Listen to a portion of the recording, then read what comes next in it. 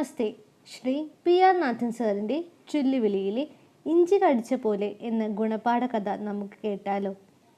പെട്ടെന്ന് ദേഷ്യം വരുന്ന പ്രകൃതക്കാരെ നോക്കി നാം ഇഞ്ചി കടിച്ച പോലെ എന്ന് പ്രയോഗിക്കാറുണ്ട്. ഇഞ്ചി ഉണങ്ങിയാൽ ചുക്കായി മാറും. അത് ശുഷ്കമാണ്. ചുക്കിന് സംസ്കൃതത്തിൽ ശുണ്ഠി എന്ന് പറയും.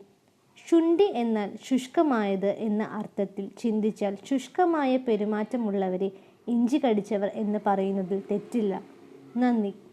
നല്ലൊരു നാടിൻ കഥ കേൾക്കാം.